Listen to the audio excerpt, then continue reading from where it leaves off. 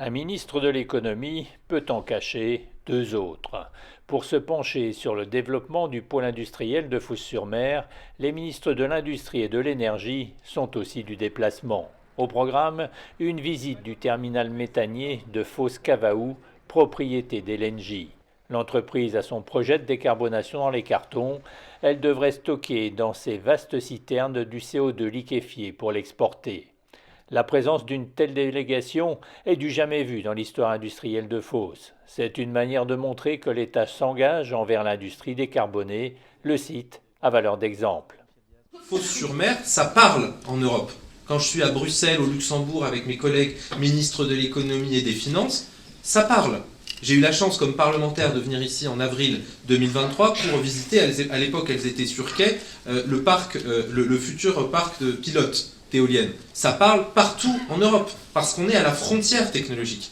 Et pourquoi vous avez inspiré? Parce que vous avez posé les bases du fait que cette industrie-là, cette industrie décarbonée, un, elle est souveraine, et deux, elle crée de l'emploi pérenne.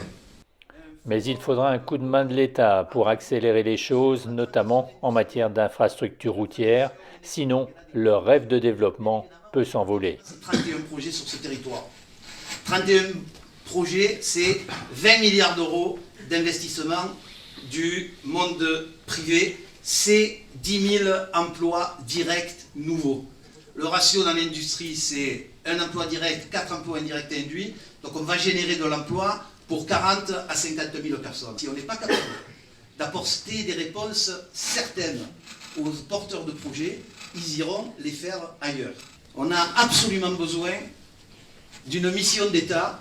Cette mission d'État, ça a été dit tout à l'heure, ces moyens en tout cas de l'État, ils sont absolument indispensables parce que la tâche elle est titanesque. Et si on loupe cette révolution industrielle, on va louper l'avenir de ce territoire. L'État sera, hier comme aujourd'hui, au rendez-vous.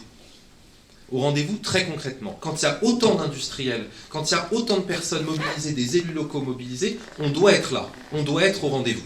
Nous allons en miroir de ce qui se fait au niveau local, parce que quand ça se fait bien au niveau local, il faut être capable de s'en inspirer et de le faire au niveau national. On va monter à Bercy, sous ma supervision avec Marc Ferracci, une task force qui aura vocation à aller toquer aux portes de tous les ministères à Paris pour s'assurer que les projets avancent bien et qu'on arrive à débloquer ce qui est chez tel ministre, chez tel autre ministre, dans tel service de l'État.